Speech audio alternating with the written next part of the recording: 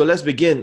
So top 10 tips for starting a startup. Today is all about the common pains of a startup. And I think the best way I can show you is my own journey. This is my story of how I failed tremendously at my first startup and then what I did subsequently. Okay. So here's a little bit of background about me. I'm the founder for Testing Ground. I help startups to test their ideas. I help companies to test their ideas. And now I'm trying to see how we can help individuals discover who they are and how to get there faster. Previous startup that I did was called Stack. It was a B2B food and beverage communication application. So we did it, we raised money, we went through the whole process, and I sold it in 2017. For the past 8 years, actually, I've been very, very active in the lean startup ecosystem. I've started up an association. We organized Lean Startup Circle. Currently, I'm also an entrepreneur in residence with Singapore University of Social Sciences. On that note, it means I help about 15 startups to go through from zero all the way to one. Some even exit already. So it all depends on what their needs are, and they're varied. But mainly the number one problem that I find that most startups face is not knowing who their customers are. They assume that the customers want what they want. They are doing, and that customers are willing to pay, and they might want to conquer the whole world, but the whole world is very expensive to conquer, so they run out of money very quickly, right? So how do you find who is your cookie monster, the people who really wants it? I've been doing a lot of workshop speaking, all that, all across Southeast Asia. I've done it across the past 8 years. For a long time, it was a side gig. I was more interested in doing my startups, and people just invited me. I just show up, I did stuff, and before long, companies came along the way. Next thing, of course, the educational institutions also did the same thing. And I just felt there was something there in terms of helping companies to test their ideas, and that's why I started Testing Ground. Many other events I help, I'm a mechanical engineer. I've got an MBA, I've got a law degree. So lifelong learner. Now today, I tell you, I cannot take any more degrees really. It just takes too long. Everything you learn is learned has on demand, right? And it's very powerful. And so this is something that I encourage my team to do, is to keep on learning.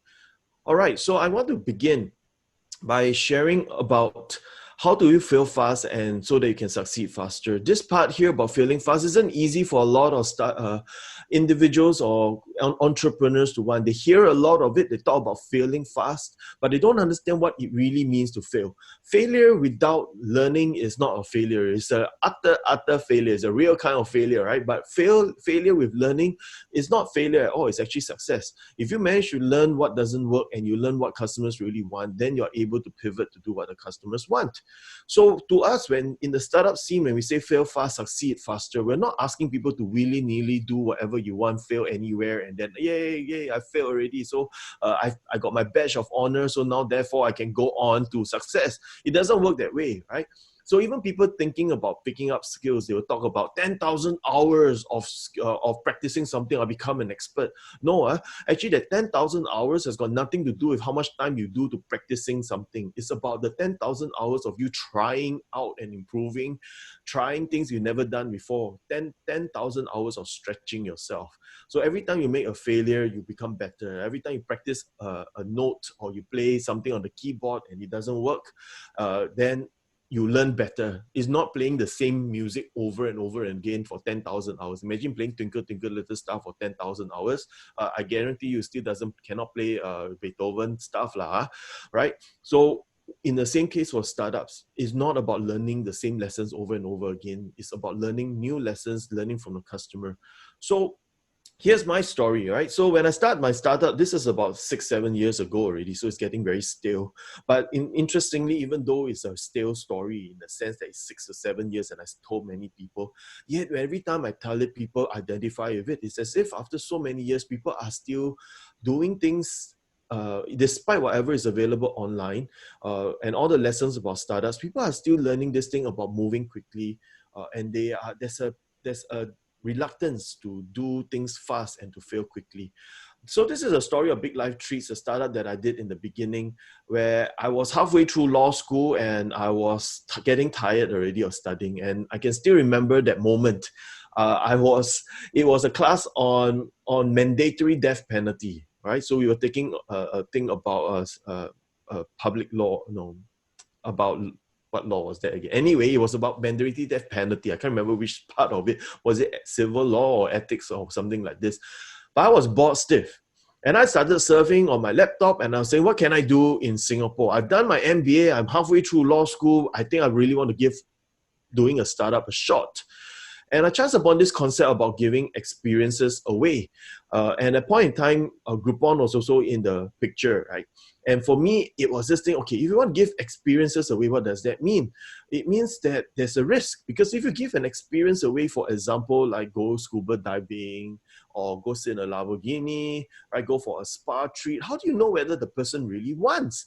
So what happened is this, me and my co-founder, a good friend, or my best friend actually from university, we came together and we did this. And we said, okay, we can create together a treat. And the treat is made out of 6 experiences that you choose for your loved one.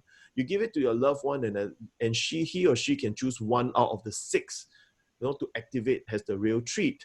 Now, in that case, you can always put in a food item, right? Or food experience, which is relatively safe. So, and yet at the same time, you can choose something that's a little bit more exciting. And the whole point here was we wanted to make gifting meaningful, right? And so we want to build, and by making it so, you can build strong family relationships. And so that's why we said, all right, it's time to change the way gifts are given. Otherwise, what will people do? Last minute, what will you do? You're like, okay, put something in there. Mommy, here's an ang pao. Hope you enjoy your birthday, right? And parents, vice versa also. Here's $50. Let's go and see what you want. Let's go and buy it. And so gifts are not meaningful anymore, right? It just goes towards money. Money has the highest utility. You can do whatever you want, but in terms of meaning, very, very low, right? Whereas when you give gifts away and even better experiences away, people remember the experience even though it may be a bad experience. It doesn't matter. There's something to hee ha ha laugh about altogether, right? So, and we say, all right, so how do we customize gifts of experiences for your loved one? Let's put experiences out there, let people choose it. We created the website, we did everything. And then in my head, I was saying that if I want to do this and we want to really impact the way gifts of experiences are given, we cannot just do the gift itself. We must also put in the messaging and the way that the message is being given. So we allow people to upload photos, put in voice messages. And if you look at the lower left-hand corner, there's even this greeting card, right, that we can put in this photo. It's almost like a photo frame. And we put in the recordable thing in there. I made it myself. Remember, an engineer, I designed it, and then I got people in China to make it for me. And it was really, really, really good. And I said, wait, not enough, right? But the last part of it is actually the delivery. So we even have options to upsize your present, right? So things that we said that, okay, people need this, so that when they open up the treat, right, they say a helium balloon appear and says you deserve a special treat, and it really makes the whole thing very exciting. And so to us, it was a good idea. Right. And so we did what our MBA taught us to do. Me and my co-founder, best friend, again, we went through the same MBA program. So we did what we did, right? We wrote a business plan. And at that point in time, I searched Google. Yeah, Google, how do you do this? It says, write a business plan. And I was like, yeah, I know how to write a business plan. Did it in an MBA, right? So started writing the business plan, came up with the idea, analysis, work, try. And thinking the whole time we'll get to success, right? So I did whatever I know. And my co-founder and I, we did whatever we know. And we got busy very, very quickly. And here's the part, because this is a Christian sharing, right? This is something that I can share with you that we did, even as Christian co-founders, that usually I cannot share out elsewhere. So what was cool was when we did the business plan and we did our founders agreement, me and my co-founder, we laid hands on that business plan and we asked God bless it. But more than that, even when we did that, I also immediately told my co-founder, I said, hey, a bit wrong. We shouldn't be doing this, and then ask God to bless it. It's kind of weird, right? So why not we completely died this whole business plan, and we will do it, but we want Jesus to be our CEO.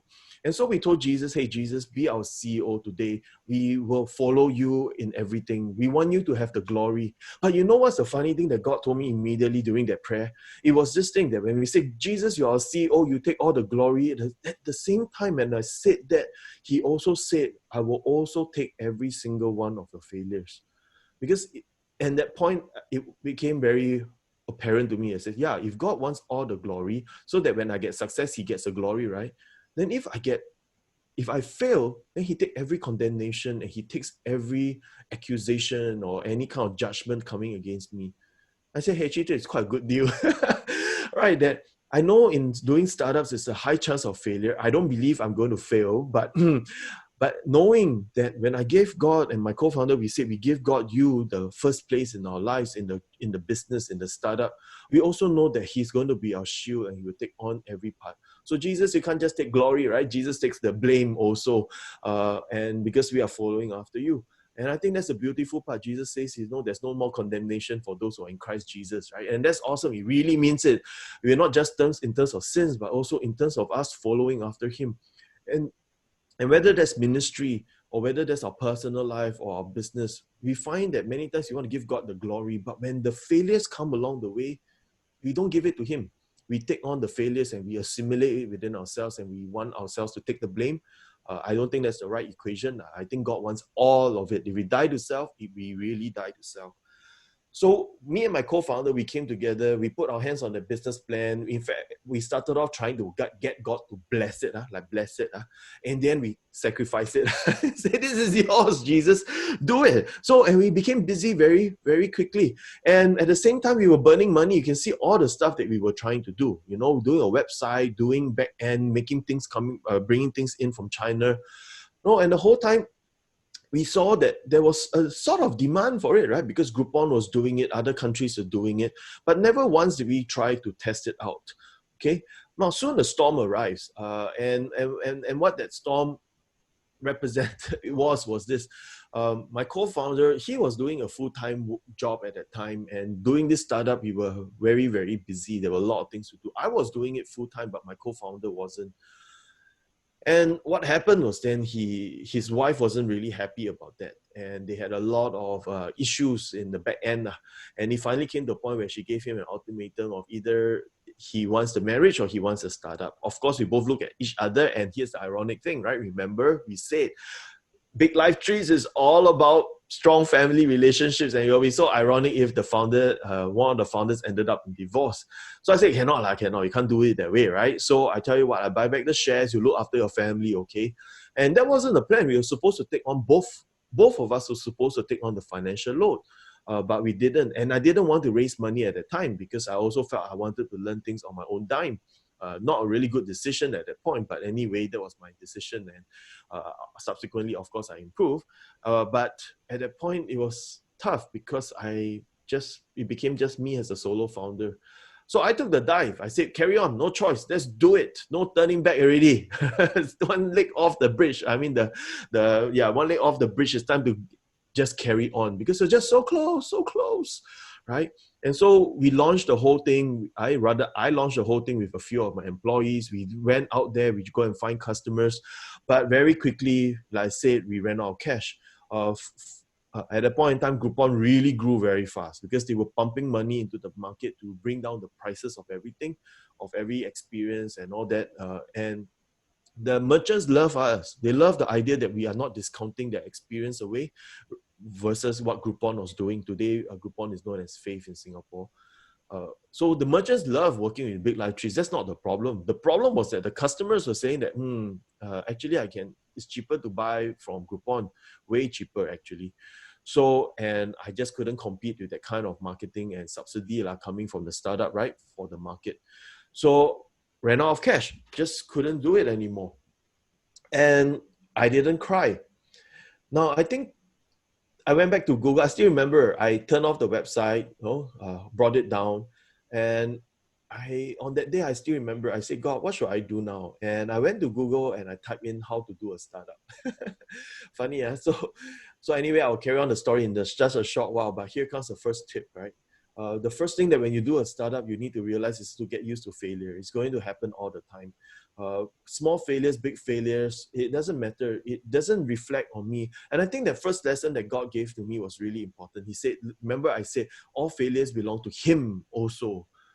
And because of that, I think it really inoculated me against any depression or any downward spiral or anything. Because the next thing I asked myself was I said, hey, I thought I'm right. Hey, come on, I'm an engineer, super smart, no distinction like crazy, right? MBA also highest distinction. Hey, I should be very smart. Wow. So the possible thing I could have gone was with a fixed mindset, right? I'm so talented, my startup failed. It must be my co-founder's fault. It must be my employees, or maybe I am a failure. I'm terrible. But that didn't happen. Instead, what happened? I had a growth mindset, and that was God, right? All God. I said, I thought I'm right. My startup failed. What can I learn to improve? It's a wake-up call. What can I do now? And so that was really important, because I still remember I didn't share the tear. I didn't feel guilt, It was really weird, because you can look online how people feel. They're like, oh, I went through this, I went through that, blah, blah, blah. I didn't feel that at all. I lost a lot of money. Hey, 6-figure sum of money went into this startup, right? We spent a lot doing it. But then I had a growth mindset, and I didn't take that failure in. I believe it was really Jesus all the way. But why is a growth mindset important? Because in lean startup is this thing called a build, measure, and learn. And later on, I'll introduce a little bit more about lean startup. But lean startup says, hey, there's a cycle here that when we build something, we will measure and we get data, we learn again. So this whole thing all makes a lot of sense. That it's easy, all right? Like, Bryan, that's life, we do something, we get results, we learn from it, right? So, but the problem is the learning part of it, because everything else very easy. You got ways of building, got ways of measuring, but learning is an individual effort. It's whether you want to learn or not. It's whether your mindset allows you to learn. And many times people don't learn. And I tell you what's the weirdest thing is sometimes Christians, we don't learn. We don't learn because we cannot handle that when God tells us to do something, how can it fail? We're like, we can't say, but I thought God wanted me to do this. If God wants me to do this, how can it fail? But the problem is we don't recognize it as a series of steps that we immediately see success has, like, once I do immediate success rather than a series of steps or experiments. And that failure is part of the package, right? Failure is part of the package. And if our mindset is not a growth mindset, where we have a humble spirit and we say, God, I do not want to hold on to my cares. I don't want to hold on to condemnation, but instead I want to trust you entirely for it. There's no way this, even in lean startup, you will get any more ideas.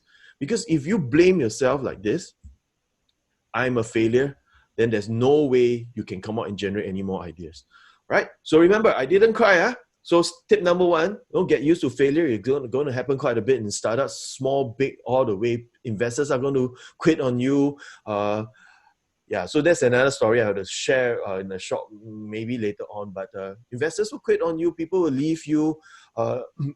Employees will leave you. Co-founders might leave you. But the whole point here is Jesus is on our side. He never leave us, never forsake us. So I went to Google. Right? I felt prompted. So I said, okay. So I went to Unagony, right? Like Google's my counselor, and I said, how to do a startup. Hey, remember I said exactly 1 year before that, I typed the same thing, how to do a startup, and he told me to do a business plan, right? This time around, 1 year, 2 months later, it told me to read this book, Lean Startup. And so I read it. So this book, Lean Startup, is written by Eric Ries, and it talks about how do you bring the scientific method into the startup search process. It says that the startup search process is filled with a lot of assumptions, with a lot of things that we, as startups, we tend to do, because building is very easy. But selling, testing the market, seeing whether they want, not so easy. So because it's easier for us to put what is in our head and get it programmed out, we tend to go down that route. But instead, we should be testing the business model out. And I said, hey, you know what? I'm an engineer, I know about lean engineering. I know about testing processes and all that. And I know the business model. Why in the world did I not combine the two of it together to test out the business model, right? Yeah, but I was skeptical, I was like, no, the last time I followed what the Westerners said about writing business plan and all that stuff, didn't work out really well. This time around, another one of these books from America telling me to do lean startup, right? No. So I said, you know what? Lean startup tell me to experiment, right? It says build, measure, and learn, right? So I asked myself, is there a way that I can build, measure, and learn an experiment to see whether lean startup could work in Singapore. So can I do a meta experiment to see whether lean startup will work in an Asian context? So it was very Inception-like, right? It was like a dream within a dream, an experiment within an experiment within an experiment. My whole point was whether lean startup itself could work. So I cloned an upcoming startup from America. TaskRabbit has now been acquired by IKEA, right? So, and at that point in time, it was really, really hot, right? People having odd jobs. It was it was at that point in time still had a financial crisis, no? So there were a lot of people in debt. They wanted to do small tasks in America for other customers, and it was coming up in Asia. And I said, okay, now let's try it. I got nothing to lose. I don't really particularly in love with this idea. So I cloned it, and when I say I cloned it, you can see I really cloned it, right? Like I told the designer, I said, you know what? Look at the color, look at everything, just change it a little bit, right? And Singapore so turned the rabbit into a lion. I don't know how you do it, but please make the lion look friendly. And the guy managed to do it. Even put the pouch there. And at first, he didn't have the pouch. I said, can you just put the pouch there? So I cloned it, and so that was the next thing. There was a shift in my understanding of a company. You see, the second thing that startups tend to do is that when they look at their startup, they immediately think that it's a company. Like a company is like, oh, I need to have a board of directors, or I need to go to Accra, set it up already, blah, blah, blah. But actually, Steve Blank, he's the grandfather of Lean Startup now, to be frank. He's like the mentor to Eric Ries, who wrote the book. And he said this, a startup is a temporary organization built to search for the answers to what's a repeatable, scalable business model before running out of resources. And it's cool because that was the first time when I read that, and I was like, okay, that's a mind shift. Because if it's a temporary organization, certain things change, right? Because if a startup is just temporary, then I preserve everything I can, and then I spend only on what's necessary to learn from the customer. So I become very allergic to waste. And it's only a project, and I will make reversible decisions, right? Reversible decisions means it's very easy to quit on it. No? For example, going to a co-working space is a reversible decision versus taking on a 2-year lease for an office space, right? Taking on gig workers, temporary workers instead of hiring. Those are all what we mean by small temporary decisions reversible decisions and irreversible decisions, right? And so instead of taking money to create products, I use money to help me learn more about the customer. So prioritize learning from the customers. And so in a sense, my name cards also evolved. The first time I did Big Life Trees, I can tell you the person who designed this for me was a Red Dot. It's a Red Dot designer, very, very good Christian brother, very good at designing. We spent 4 months on the logo, trying to get everything right. He told me, Bryan, important to get your branding right because it's a whole experience. I told him, yeah, I totally agree. Well, I guess because my MBA also told me the same thing, right? But what happened was this then, when I did Task Island, what happened was I said, heck it, let's try everything, do everything as an experiment, right? So I put everything in. Can you see this? I put in a QR code even before QR code was popular. That's crazy. And I made the back part of it into like almost a mini brochure that people can give away. And in the end now, I do so many startups that I just give one generic name card, right? That whichever startup I have, I just give this one. My name cards reflect a change in my understanding. If you also then wonder, hey, wait, hang on, do you also change your name? Yeah, I changed my surname from Tan to Long. Tan is my biological father's name. I don't know where he is in Singapore. The last time I met him was when I was 21. That's almost 21 years ago. So half of my lifespan so far, that was almost a lifetime ago, right? But when I have my kids, I decided to change my surname so that my kids identify with my stepfather. Also, that's why I became a Long. He's a Leong, but Long is the Chinese surname. So it's what my half-brother's surname is. So it's quite an interesting thing. I created my own clan now. So I'm not a Bryan Tan, I'm a Bryan Long. And a lot of things happen when I changed my name. So I really thank God for that also. But in any case, next thing, if a startup is just temporary, tip number 4, then why in the world do I need a thick business plan? So it's a lean canvas, business model canvas started coming out. And I think this is fairly, people should know this by now. Know how do you put all your business model into a one-page business model canvas? Right? So I'm not going to belabor. The point is that instead of writing so much and being committed to a plan like we actually put that whole thing, it was like almost 50 pages in the business plan. We could have just written it all out on a piece of paper like this, and then begin to understand a little bit about business model and go out and test it rather than trying to execute on it. And halfway through it, tip number 5, design experiments and tests to invalidate your hypothesis. Now, so this is something that's not very familiar to startups. Actually now it's the public warning thing for NDP. So if you're hearing the siren, it's because they're testing it out. It's 10:30, yeah. So anyway, the whole point is that if we are searching, remember the definition that Steve Blank said about a startup? A startup is a temporary organization set up to search for the scalable, repeatable business model, right? Before running out of resources. So you're searching. It's just like a scientist searching for proof, for evidence of a theory, right, that they have. So they set up hypothesis first and they experiment, and enough hypothesis that's validated, you end up with a theory. Okay. So the first thing when you look at tip number 5 is to push your startup to fail as hard as you can. Like in the beginning part of it, instead of falling in love with your startup, hate it. Like, don't believe it, don't love it, hate it, right? And become very skeptical about it.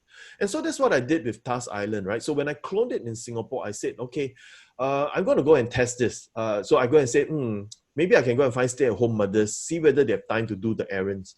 So Task Island, which is a clone of TaskRabbit, is a two-sided marketplace where one side does work and the other side pays the other to do the work. Of course, in today's context, there were a lot more verticalization has happened. Grab, for example, is talking about people giving you rides. Honest Bee, which no longer exists, is about getting people to do grocery shopping for you, right? And there's a lot of all these variations, right? In terms of somebody who has talent, resource, or time willing to do something, and people willing to pay them to do that work. So Task Island at that time was about a more generic platform. Any task you want done by anyone, which is too broad, okay? Which is the first thing I learned, one of the mistakes I made with this particular one. So anyway, I did a customer hypothesis. I say, stay-at-home mothers, enough time to do errands. Another hypothesis, I say, you know what? Freelancers are willing to do small jobs. Because look, if these are part-timers, these are people who are doing gigs, right? They're probably used to doing large projects, right? Like 2-3 months project. Well, are they willing to do 1-2 days work and being paid 1-2 days of work?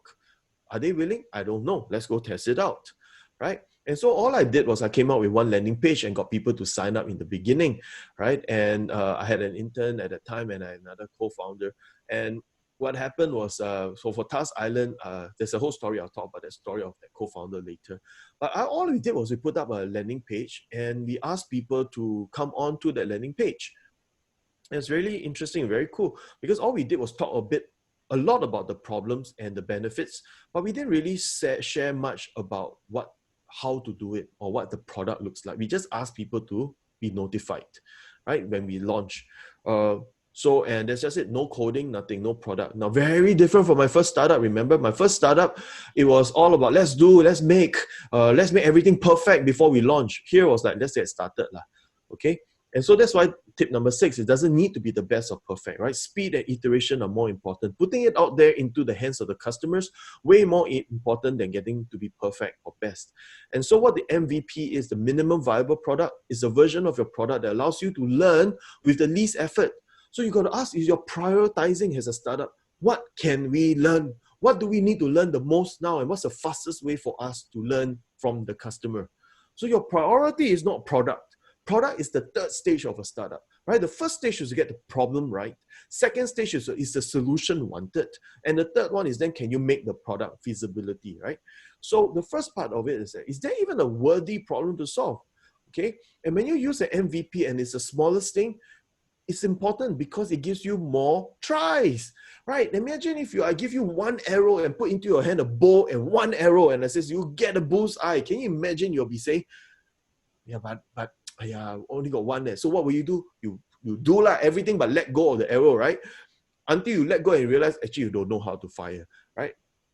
Versus if I give you 100 arrows and say, keep on trying. And with each arrow, you begin to get better and better. And an arrow is cheap, especially we're talking about wooden arrows. So it's cheap. So it's cheap enough for you to keep trying. Imagine one golden arrow that you were like, okay, this has to work. You will be very reluctant to give it a shot. And so Steve Blank, again, he says this: the biggest impediment to iteration or experimenting is psychological. Because every time the experiment doesn't work, it means that your hypothesis is not so accurate. And people don't like to be wrong. Nobody likes to be wrong, right? And I tell you, that's why Christians, for us, the beauty of it is that failure shouldn't, for us, is never the end. God told us to never despise the days of small beginnings. And the whole point here is just to keep on trying, keep on trying. So remember, just one landing page. That's all I had, right? So I didn't even have a product. I didn't have any working thing. I just got people to come on and sign up. And so I said, with that, I need to find, like I said, my customers. So we went on, at that time, Facebook groups, not stay-at-home moms, right? Went in there, talked to them, right? Asked them to go and sign up for this one. We went on Twitter. We went on Gumtree, right? We went to find part-timers on Twitter. We followed people who are designers or interested to do gigs. And because of all these efforts, we got people to come. But even went to find people offline, right? So I went to a job fair. So there was a job fair that somebody invited me and says, okay, let me try and see whether these people who are in between jobs would be interested in doing a short-term gig. So it's really cool, right? Because I can still remember standing there and there's a bunch of 50 people looking at me, and I was talking about this opportunity. I said, I can't give you a job, but I can give you something to do while waiting for the job. Now, no one really came to talk to me after that. Now, that was a sign of something lah. But anyway, one person did come. But that person wasn't a job seeker. That person was from the newspaper. He's a reporter. And she said, hey, I was sitting at the back. I really love the story. Do you think we could cover what you are doing? And I was like, yeah, sure. No, now look, remember, all I had was one landing page, right? Compared to Big Life Treats, where it was a whole boatload of stuff that I was doing. And so I went to newspaper. The lady came back to me and she said, yeah, I talked to my editor, and my editor's not comfortable with showcasing a startup when we don't really know what you are doing, right? Whether it works. I feel really bad. And so she said, you know what, can I get you on 293 at live? Because they're always happy to talk to people on the air. And I was like, hey, that's very cool, right? I've never been on radio before. And again, all I had one landing page. And on that radio show, I can still remember we were at the 8 a.m. slot. So it was quite key, right? There's a busy period time, the rush hour. So even though it happened, I also took the chance to run an experiment. I didn't just go there for publicity. I asked myself, would radio help a new startup to get any traffic at all? So I went on 938 Live and I was talking to, can't remember his name now, right? But they didn't prep us for anything. All I remember just sitting there. Next thing I know, come in and talk already, like that one. No prep one. So put on the earphones, microphone in front of me, right, and started talking. And I know that I wanted to put the name Task Island out as many times as I could, because I wanted to see whether people based on radio who come to my website. So during the whole interview, which was about 30 minutes, 35 minutes, which was very long. Wow, very, very long. Because it was 35 minutes. We talked, and what was interesting was my experiment that I was doing was I just kept saying tasisland.com, tasisland.com. So everything I says, so on tasisland.com, so on our website, tasisland.com. I just went the whole time just saying tasisland.com, tasisland.com, right? And it was really cool. I was just trying to put it out there because, I mean, people are driving. Would they remember tasisland.com? Okay. So that was one experiment. The other thing I was wanting to see whether people understood what I said. Then the callers started coming in, and I was like, there are callers? People are actually interested.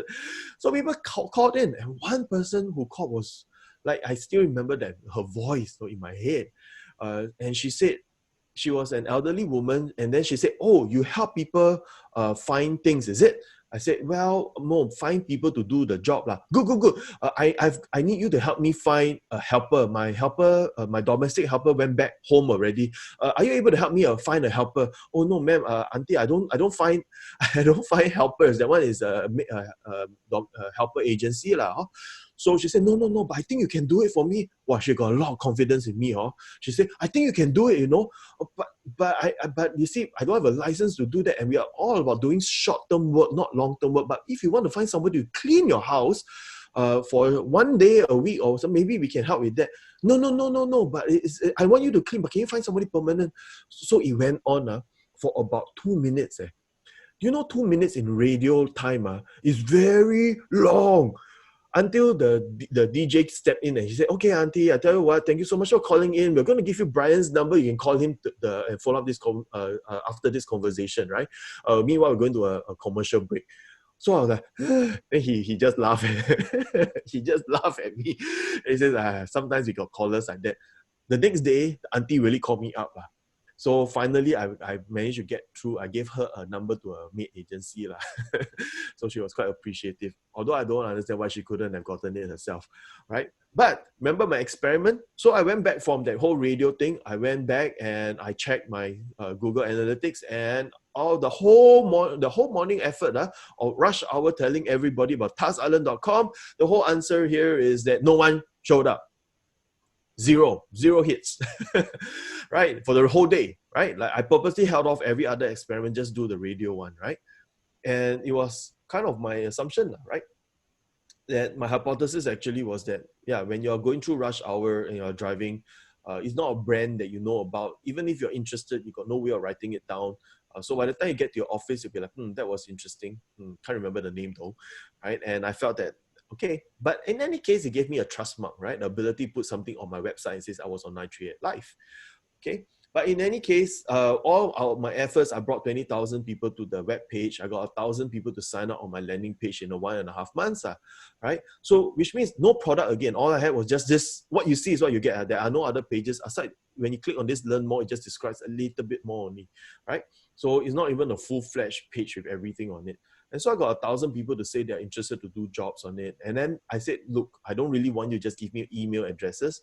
So once they put in their email, actually it goes on and says, can you book an appointment to meet me? So I gave them my calendar slots, right? So, and then from there, I saw from 1,000 emails, I had 200 make appointments to meet me. Out of the 200 who made appointments to meet me, only 100 showed up. Now, remember, these 200 made appointments, we called them up and said, are you coming today to meet? And the answer was, yes, we are showing up. Only 100 actually showed up. And in my head, I was like, oh, we are in trouble already. Because if 200 said yes, that's in like we confirm with them, are you coming today? Yeah. And only 100 actually showed up. I said, if these people are doing work, then I don't know whether they can be trusted. And of those 100 who actually showed up, 50 were late. Half of them were late. And I said, if they are going to do work for our customers, I'm going to have a lot of customer issue problems in terms of integrity or reliability. No, maybe not integrity, but reliability, right? So, but in any case, I started getting even more attention, right? E27 start talking about attack or TaskRabbit clones in Singapore. So I was one of the 5, right? So this is important because later on the story talks about that. And the thing is this, as I did my interviews, as you see this tablet in my hand, I was doing interviews, right? As I was doing my interviews, I began to notice patterns in what people were asking, what their concerns were, until by the time I reached almost the 90th person, I really kind of know what are the questions. But then one person asked me a few questions that was really very, very different. And I asked that person, and it's not one of these girls, it's another guy, a friend of another. Okay, so this person, I sat him down and I said, hey, can you stay back a while? Then I said, hey, are you also doing a TaskRabbit clone? And he was very shocked. He says, yeah, actually I am. I'm doing TaskPorter. And I said, then he asked me, how did you know? Yeah, because I've done so many of these interviews. I know what people ask. And the first time I hear the questions you're asking is a business model level question, not a task level question. Then he said, yeah, I've been doing TaskPorter for about 8 months. I can't really find people. So I come to understand. I said, maybe we can collaborate rather than fight with each other. I said, sure, I'm always happy. But I told him, I really don't think this is going to work. And I shared with him what I've learned so far. Anyway, he's a brother in Christ, good friend. We started up Lean Startup Circle together. Because after that, he said, yeah, I should have tested my idea out. And so this is what I found out. I found that the two sides of the market weren't talking to each other, right? When I talked to the people who wanted to do the work, they wanted to be paid a lot of money, but they didn't want to do a lot of work, which is very typical Singaporean in that sense. Also, what's typical Singaporean is that the people requesting work were only willing to pay small amount of money for a lot of work. So nothing better to illustrate this than the university students telling me that, yeah, okay, I can do delivery, but delivery $12 at minimum.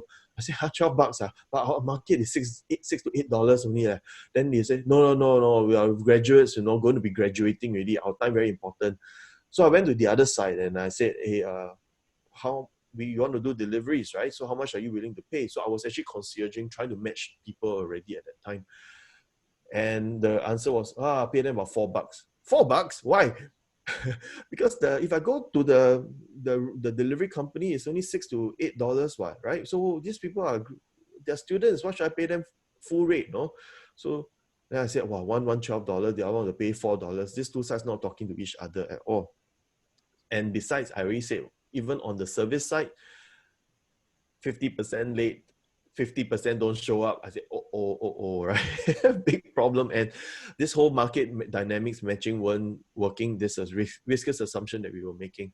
But anyway, along the last stretch of it, when I said, okay, probably there isn't something here for us to do, Singtel Innovate at the time came. So Singtel Innovate at that time was an incubator under Singtel, and they were putting money in and incubating ideas.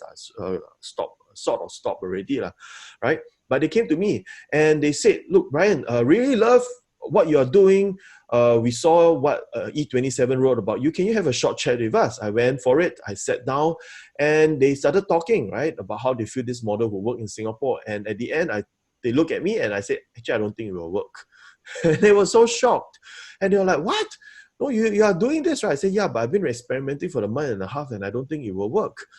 And they said, but how many people have you gotten? I've got about 200 people, but 100 actually that I've tested and willing to do work already. He says, hey, you're a lot more than the others already. The others, they basically have a platform, but nobody doing really the work. I say, oh, okay. But then he said, oh, do you have a platform? No. All I have is a landing page, and I don't think I want to do it. So I told him, how about I sell you my email database that I've gotten now? Then I can say I got acquired by Singtel, right?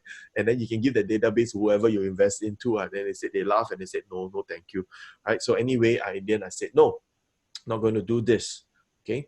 And ultimately, I stopped Task Island. It was a really good lesson in how in a month and a half to two, the whole thing stretched about 3 months by the time I closed everything down and all that and learning from it.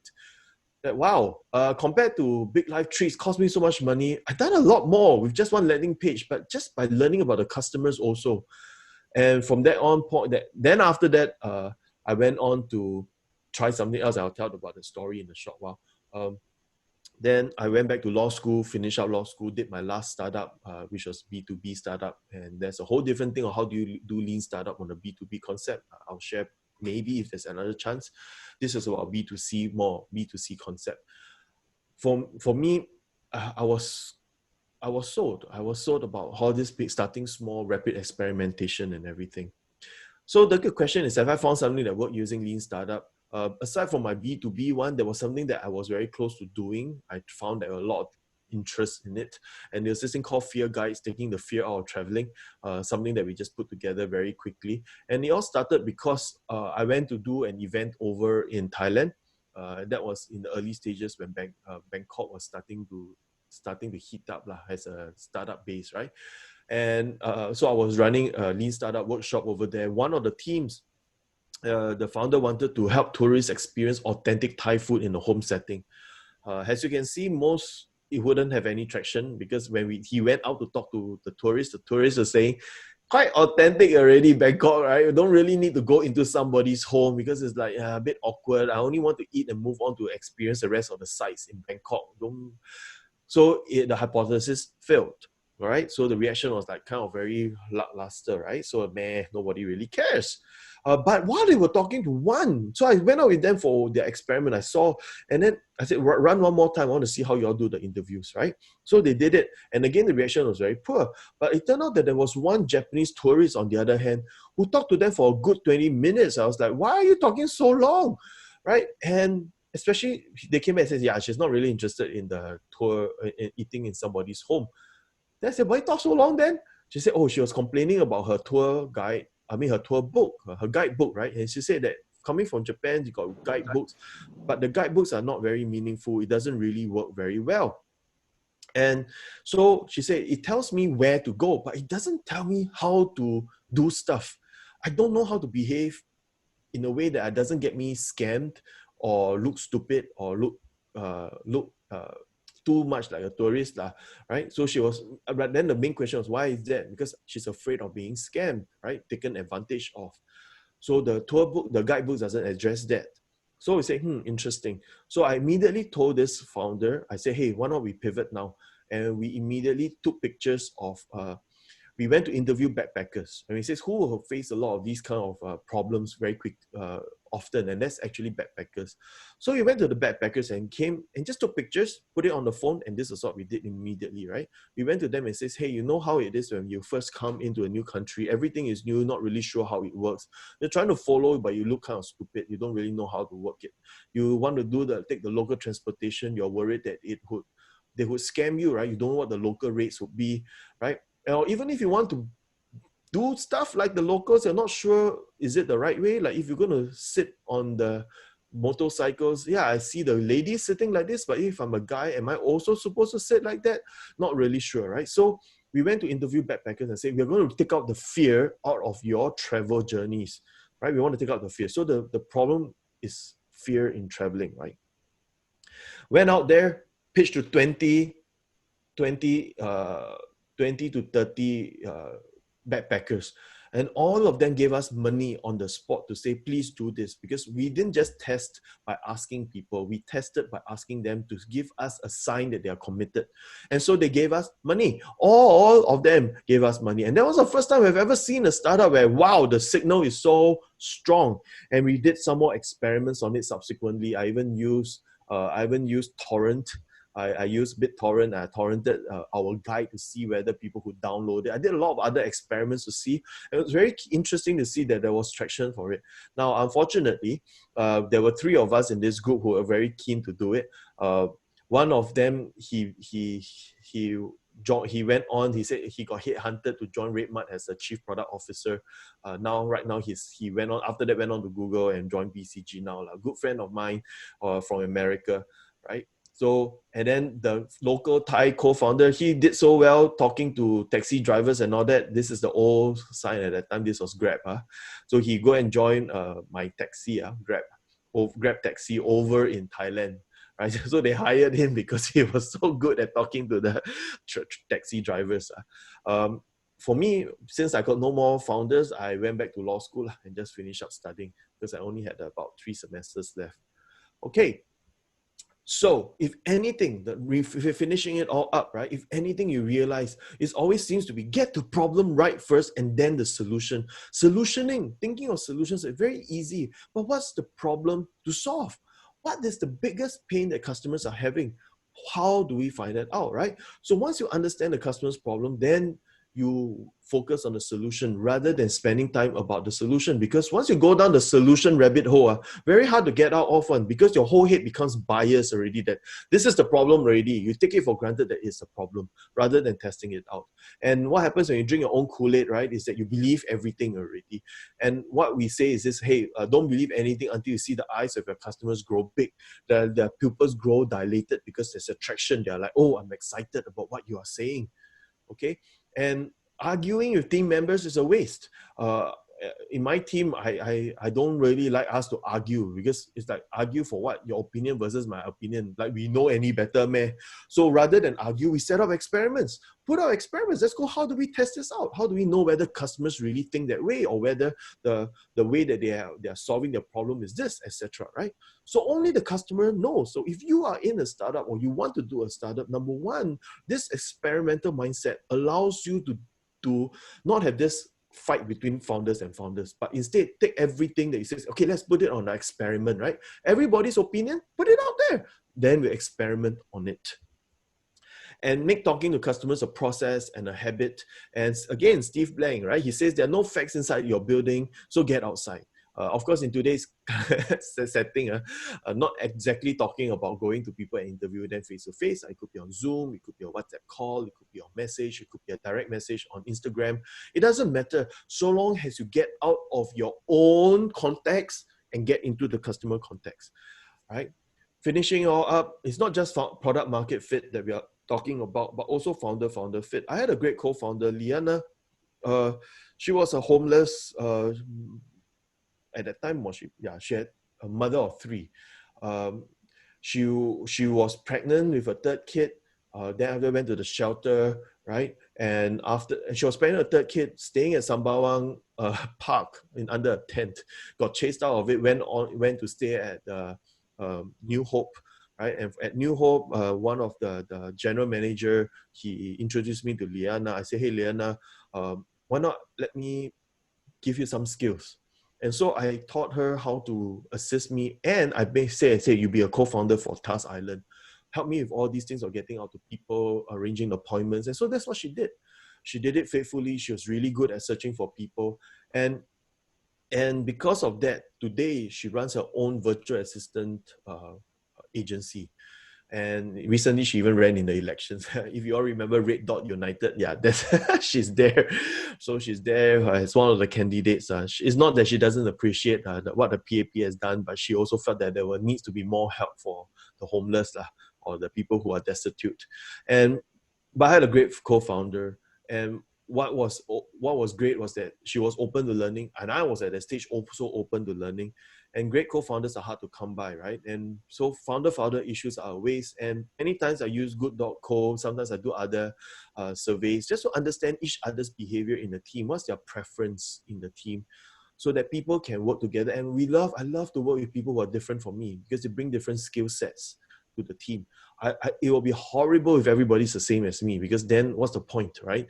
What we need are totally different people. And of course, it leads to friction because people have different preferences. But once you understand why we behave the way we do, much easier to work together. Especially if we put everyone's opinion down as an experiment, right?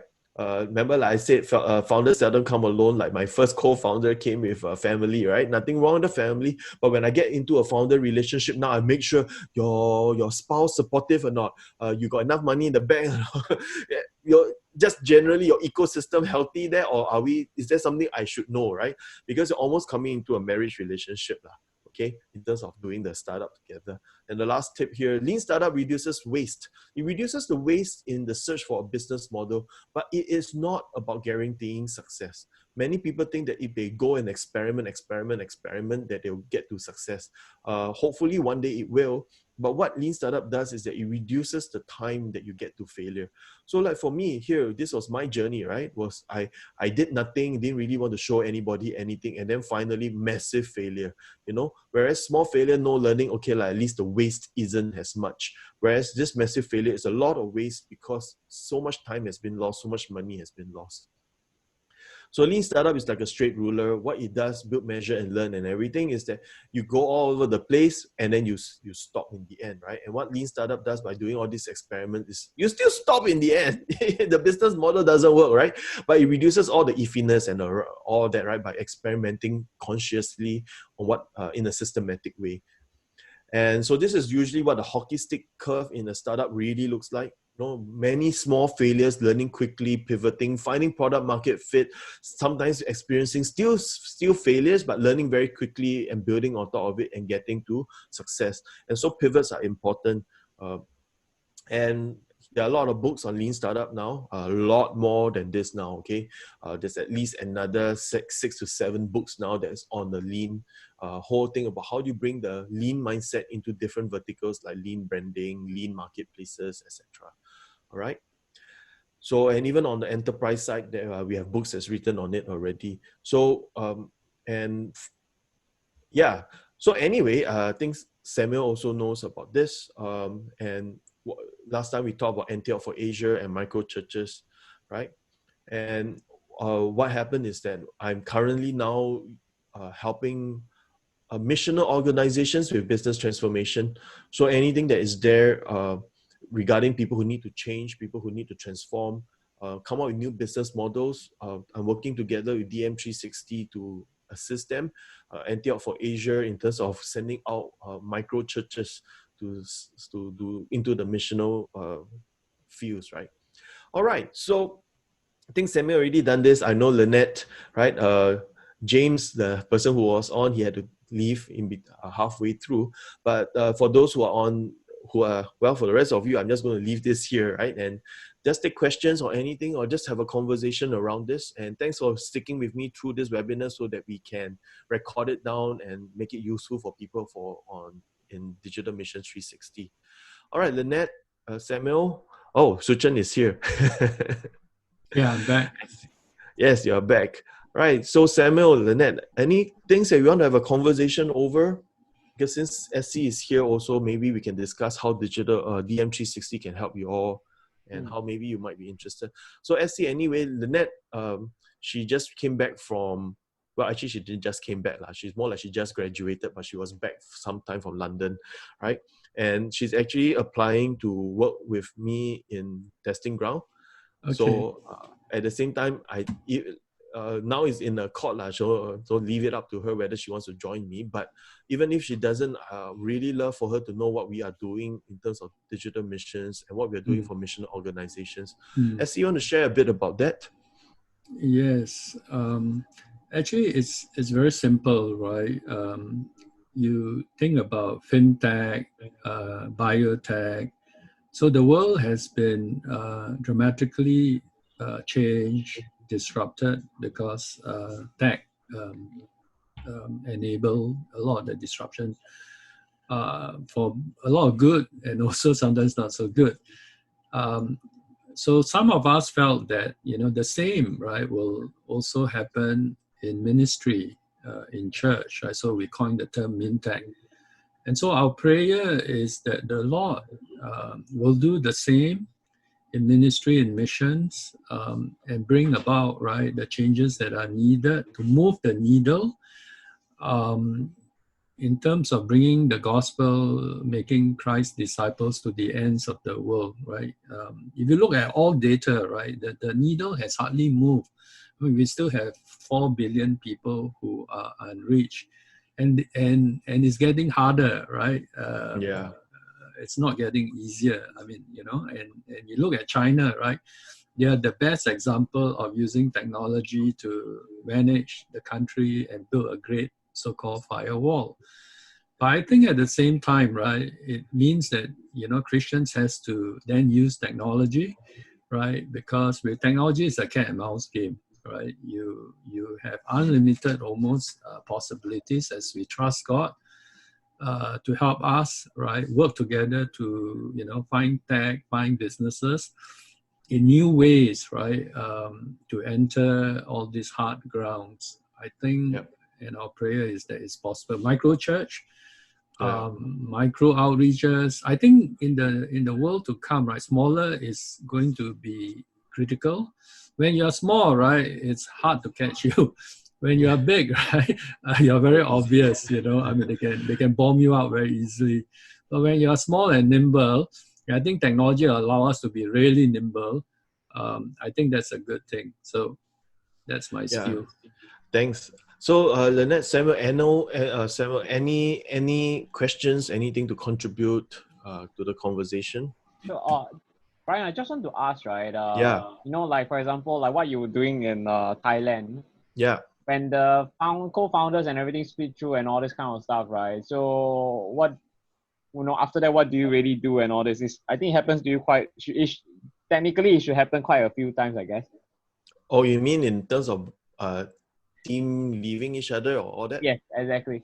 Yeah, it happens all the time. That's why I have a founders agreement. So now my founders agreement, first, when we talk as founders in the beginning, when we set it up, we talk as if we're going to break up anyway. One of our first few conversation is the breakup conversation, right? So, and then we put down there, what does it mean that we are expecting out of each other? We lay it out, what happens when you leave. You cannot go and ask money from us, right? You cannot go and demand that you get reimbursed for your time, right? The IP belongs to the company. We put out a lot of these things as if we already had a prenuptial, right? But then when the time comes, actually it's very easy. People don't match up to what they promise. They don't deliver what they say. Then we just activate the founders agreement.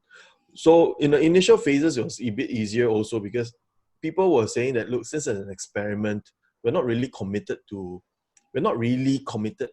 to doing something like for 1 or 2 years. We are committed in terms of 1 month or 2 months, just to say, let's see where this goes, and then let's make a decision again. So for them, for the travel one, right? When they saw the opportunity and we came down to it, we says, yeah, actually, Field Guides had a lot of traction. It was interesting what it was going through. But we then also asked, is that something that's scalable that we can do? Because we will always continually have to keep improving the travel guide and everything. And we decided that the various places they were going had more opportunity. I mean, in RedMart, in Grab, myself in Law. But mine got no choice. It's just because they move on. So I had to say, okay, I move on to law. So tell me about the context of your question. No, because after that, subsequently, I just want to ask, like, for example, right, I'm trying to build a business around God and all this as well, kind of stuff. So, for example, right, any of your co-founders non-Christian? All of them were. Okay. Up to now is, except for the first one, right? Mm-hmm. So even now in Testing Ground, my co-founders are not Christian, but I talk Jesus all the time. I think it's like they know that I'm going to talk about God. I keep talking about all the stuff I'm doing on the missional in this with DM360 incubation and all that. In my last startup, I also talk about God. I say, this morning I was walking and then Jesus was talking to me. And I say, y'all, just in case you don't want me to say Jesus, I can use another name, Joshua. Just know that it's my mentor, right? Like, I talk to my mentor daily. So then afterward, they just got used to it because they found a lot of wisdom, right, in what God says. They don't need to know that it comes from the Bible, right? That's true. Yeah. So, but let me think. Yeah, not really a lot of Christians, to be frank. Most of the time, in fact, now that I'm mentoring 15 startups, 5 of them are not. 5 of them are actually Christians, but they're not going to church. It's not that they don't love Jesus. It's just that they feel out of place. They are almost pioneers, mavericks, right? Very different. And so by listening to me, their mindset open up, right? Because I say that, hey, look, you don't have to be in a church system to be part of a church. Like right now, the fact that we are a group who are committed to missions, to community, to worship, we are considered a church also. And so it changed the way that they think. So a bit of context, Samuel, I've been meeting people outside of the organized church for past 10 years, meeting in my home, right? And only now, after 10 years later, very interesting, right, Sucha? I mean, just last year, God told me to come back into the church system. And then after that, I'm not saying because of me, COVID happened. I'm just saying then COVID happened. And because a lot of things became relevant in terms of what I'm doing. So it's an interesting conversation there. Yeah. But your founders for what you're doing are Christians, right? No, one of them isn't. The trader isn't. Okay. So he's very interesting in a sense where I know him for 5-6 years. So yeah, so definitely the trust and all this is there and all this. Yeah. So he's very interesting in the sense whereby he's very deep into Buddhism with those feng shui and all this kind of stuff. Everything must calculate. Okay, good. So I say, okay, you go ahead with your stuff and everything. I don't mind. Yeah, just set it up as an experiment. You set up 2 experiments, right? Like Elijah, that. So you set your experiment and set one by God, right? We see which one, your feng shui versus ours. That'll be interesting, all right? But I think sometimes it's tough. Like my co-founder, she's from the Sikh community. Another one is also more atheist, more agnostic, maybe more agnostic rather than atheist. So at first she was a bit uncomfortable with what I'm saying about churches and Christianity. And I told her, how can you deny me my life? It's a reality in my life, Like if you were to talk about your other activities, I will have no judgment over it, right? So now I'm talking about stuff that I'm learning, and it's not as if it's not relevant. It's about startup stuff, right? So after that, she's okay with it already. Right? So I think it's having open communication and saying that I respect you, you respect me. But with time, I know that people will start seeing something different. The way that other startups, Testing Ground was always there. But another one that I did, I found 2 other founders to join me. The one just before, about 2 years ago. they didn't carry on. They left me actually. They ghosted me for a while, to be frank. But then after they came back, then because of everything I was sharing, they actually went for Christmas service and they got saved, right? And they came back and said, "Oh, now we are Christians. Now I feel I want to move in a different direction." They should go by all means. So I never know what God does with whatever I share. But I think as long as we are not ashamed, and we are not forcing it down people's throat either, but saying it as a matter of factly, like it's a story that I read. Like if I read a book, you won't fault me, what, right? I just share something that I've learned. I have never really found anybody really push back with me, at least in my experience. Understand. Nice. Well, we had something similar happen at 360, right? So one of our startup, I'm not sure, Sam, you have met, but Ted Media, Thaddeus Co, his partner, right, business partner is Nigel Tay, who is not a Christian, but they come regularly, they hang out, right, during lunch and everything. And over a couple of months, right, he got to know many of us, and then they're always very natural to have spiritual conversation because it is a key part of our life. And and he decided to be a follower of Christ. This Wow. guy. Yeah. So I mean, I think it just happened naturally as we do startups together. We are not perfect. I mean, we get angry. We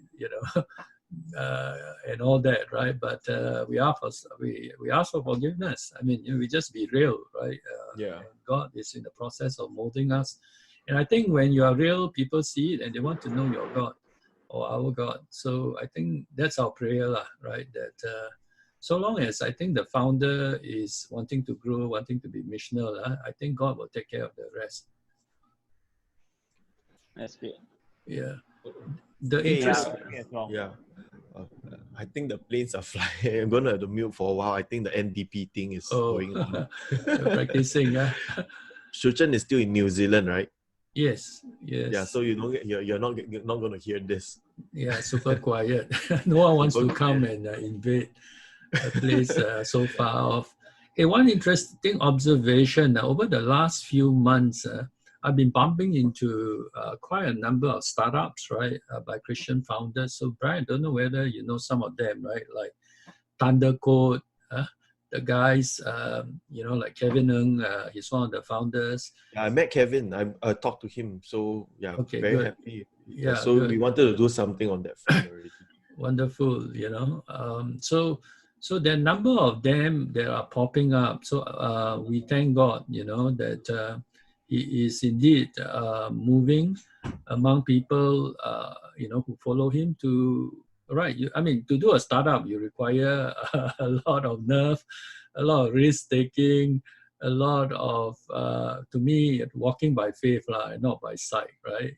Kind of stuff. Because in Singapore context and culture, probably more difficult, right? I mean, many of us are grown into a system that look after you, kind of go the university path and get hired by corporate or work for government. So almost everything is handled for you. And the best jobs are, right, get a scholarship and all that stuff. But that has changed, I think, dramatically. And I'm seeing that, in the last 1 year in particular, that Christians are willing, right, to take a step of faith and do something very different. Well, Samuel, I mean, if you're already aware of Digital Missions 360, right? Yes. Are you part of it? Through Dawn, I guess so. I've been trying to help her as well. Okay. So I'm meeting up with her later, actually.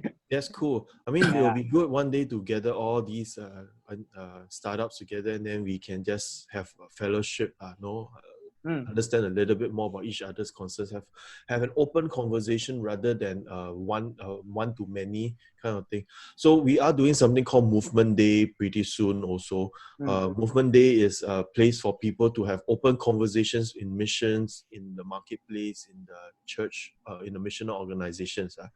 And so that's something that's interesting. So I'll keep you in the loop, Samuel. Sure. All right. So Lynette, anything from you or questions? Not really, actually. Okay. All right. So, Essie, anything else? If not, maybe we can call it a day.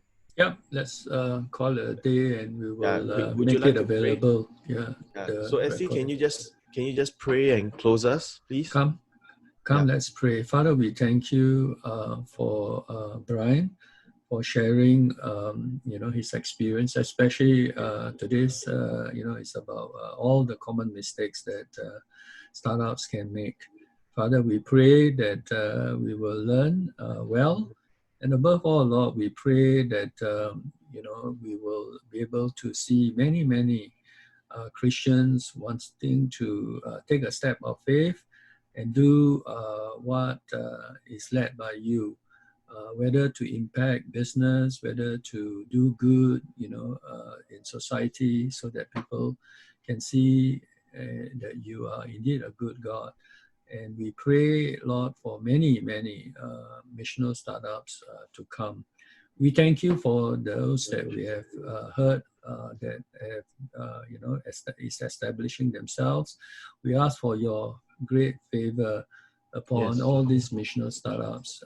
I know, Bryan and some of us are, trying to explore micro churches, micro outreach.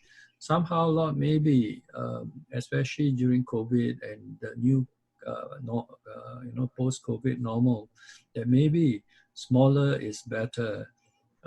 Maybe being not so big is a very good thing, especially when we go into end times, that we are Yes, closer Lord. to end times than ever before. So help all of us here to be wise, to follow you to the ends of the world, to bring your gospel in Jesus' name. Amen. Amen. Thanks. All right. Okay. Thanks everybody for joining.